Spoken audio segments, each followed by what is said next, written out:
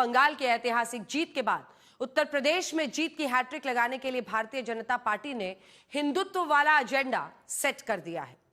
बंगाल में सत्ता का सिंहासन संभालते ही हिंदुत्व की पिच पर मुख्यमंत्री शुभेंदु अधिकारी खुलकर बैटिंग कर रहे हैं, तो उत्तर प्रदेश के मुख्यमंत्री योगी आदित्यनाथ अपने चित परिचित अंदाज में एक्शन मोड में है। अखिलेश यादव के पीडीए वाले फॉर्मूले का तोड़ योगी ने 80 बनाम 20 के फॉर्मूले से निकाला है। योगी की लाइन लेंथ एकदम क्लियर है, एक एक हिंदू वोटर को जोड़कर रखना है। मतलब यही है, हिंदू वोटर साथ आएंगे तो 2027 में फिर से अखिलेश को हराएंगे और बीजेपी को चुनाव जिताएंगे।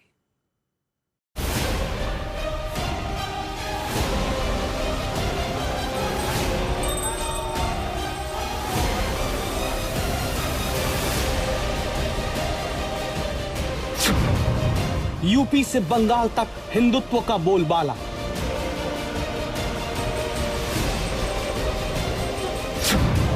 हिंदुत्व की पिच पर ताबड़तोड़ बैटिंग जारी।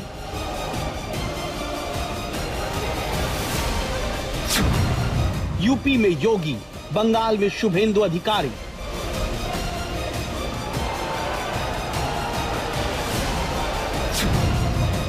बंगाल की जीत से 2027 का एजेंडा सेट है।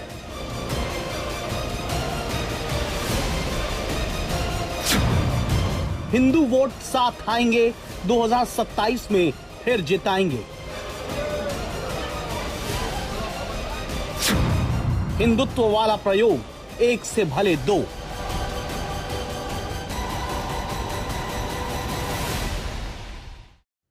आज मऊ की धरती से योगी ने अपना हिंदुत्व वाला एजेंडा सेट कर दिया, लेकिन इस एजेंडे के लिए योगी ने खास तौर पर मऊ को ही क्यों चुना? तो सुनिए, मऊ से योगी का हिंदुत्व वाला संदेश का मतलब खास है। इसका संपूर्ण विश्लेषण आइए आपको दिखाते हैं, ताकि आप समझ सके योगी ने जो कुछ कहा, क्यों कहा और मऊ में ही क्यों कहा।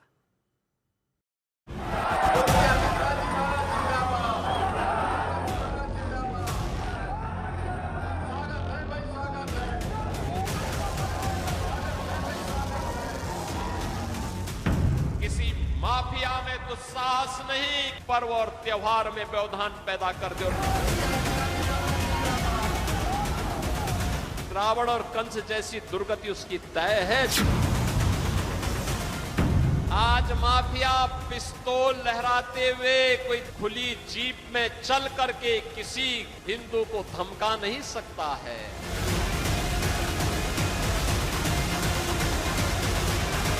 अराजकता नहीं सड़कों पे फैलने देंगे। प्यार से मानेंगे ठीक बात है, नहीं मानेंगे तो दूसरा तरीका अपनाएंगे। तुम्हारे घर में रहने की जगह नहीं है तो भाई संख्या नियंत्रित कर लो, नियंत्रित कर लो।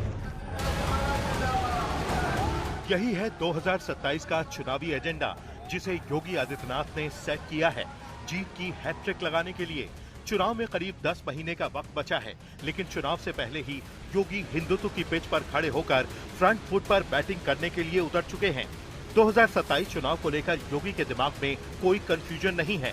योगी का फॉर्मूला एकदम क्लियर है। अगर अखिलेश ने पीडीए के फॉर्मूले पर 2027 का रोड मैप तैयार किया है, तो योगी को अखिलेश के फॉर्मूले का तोड़ हिंदू जोड़ों की रणनीति में नजर आ रहा है।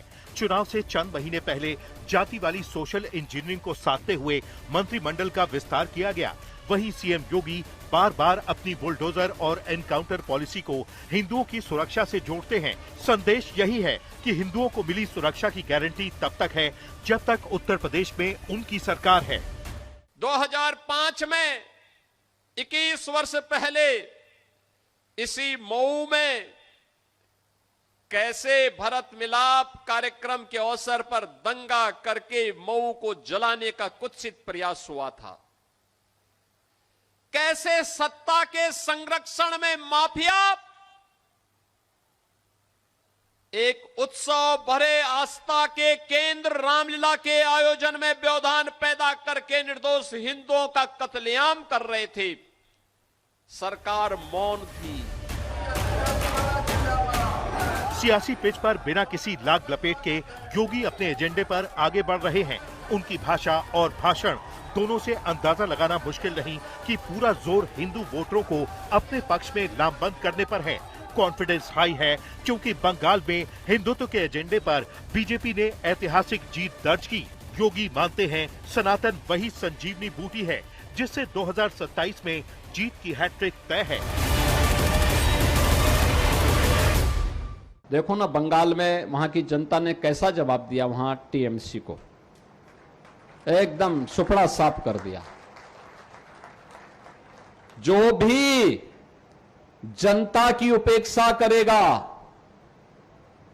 विकास के नाम पर आने वाले पैसे पे डकैती डालेगा, गुंडों को प्रश्रय देगा, भारत की धरती पर सनातन का अपमान करेगा, उसका सुपड़ा साफ होना तय है। हिंदुत्व का फॉर्मूला बीजेपी को इतना सूट क्यों करता है, इसका वोट गणित भी समझिए। 2022 विधानसभा चुनाव में बीजेपी को 54% हिंदुओं का वोट मिला, जबकि अखिलेश यादव पर सिर्फ 26% वोटरों ने भरोसा किया। समाजवादी पार्टी की तुलना में बीजेपी को 2 गुना हिंदुओं का वोट मिला। वहीं मुस्लिम वोटरों की बात करें तो समाजवादी पार्टी को 79% मुसलमानों के वोट मिले थे, जबकि बीजेपी को सिर्फ 8%। वोटरों का यही वो धर्म कांटा है जिससे हिंदू और मुस्लिम वोटरों के बीच जबरदस्त ध्रुवीकरण होता है। हिंदू वोटर बीजेपी के पक्ष में एक तरफ और मुस्लिम वोटरों की पहली पसंद अखिलेश यादव हैं। इसी को योगी 80 बनाम 20 की लड़ाई बता चुके हैं। बीजेपी हो या फिर समाजवादी पार्टी, सभी अपने अपने एजेंडे पर काम कर रहे हैं। अखिलेश को लगता है कि पीडीए के फॉर्मूले से बीजेपी के हिंदुत्व वाले वोट बैंक में सेंध लगाना संभव है, जबकि हिंदू वोटों में बिखराव को रोकने के लिए योगी ने आक्रामक रुख अपना रखा है।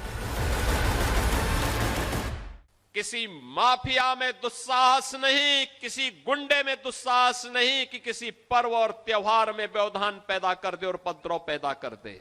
इन आयोजनों में अगर किसी ने व्यवधान डाला तो पर्व तो मना ही लेगा, लेकिन उसके बाद ये तय है कि रावण और कंस जैसी दुर्गति उसकी तय है जो व्यवधान डालने वाला है।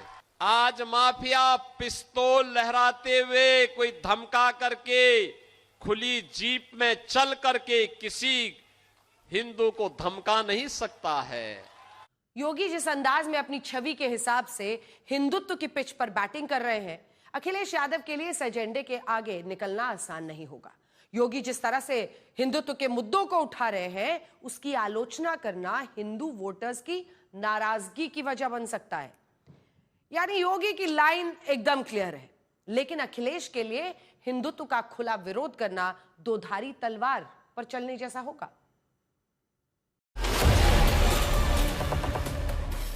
भारतीय जनता पार्टी योगी आदित्यनाथ के चेहरे पर अपने हिंदुत्व वाले एजेंडे को धार देने में जुट गई है। मकसद है सीएम योगी के नेतृत्व में देश के सबसे बड़े सूबे में जीत की हैट्रिक लगाना।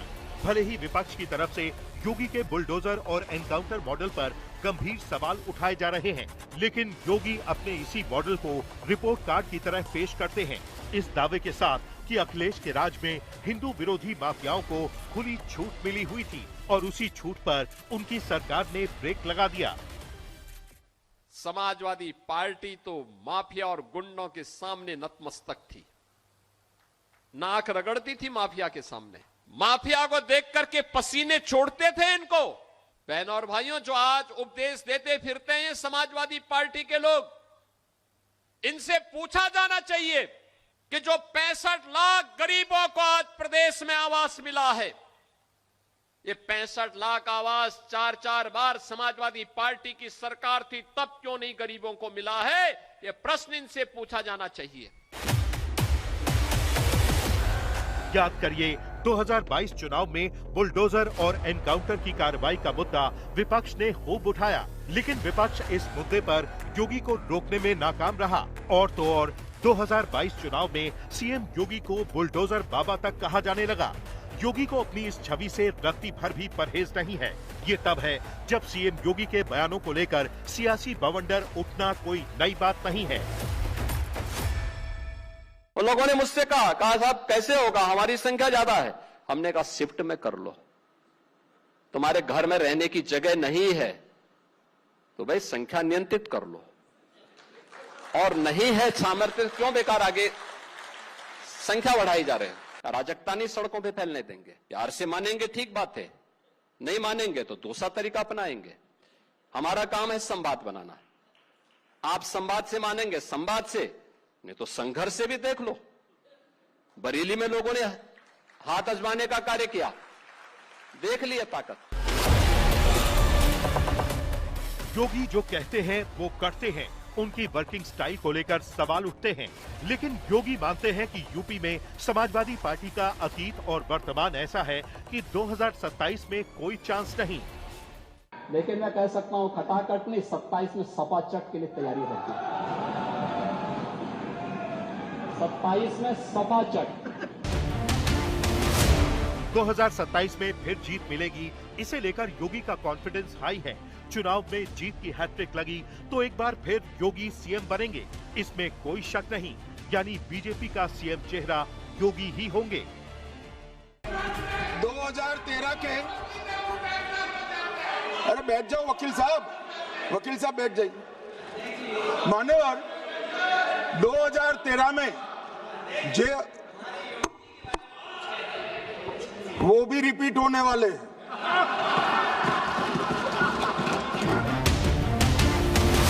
योगी की अगुवाई और हिंदुत्व के मुद्दे पर बीजेपी ने 2027 के चुनावी दंगल में ताल ठोक दी है। सवाल यही है कि 2027 में 2022 का नतीजा रिपीट होगा या फिर हिंदुत्व के दांव पर अखिलेश का पीडीए मॉडल भारी पड़ सकता है। आज तक ब्यूरो।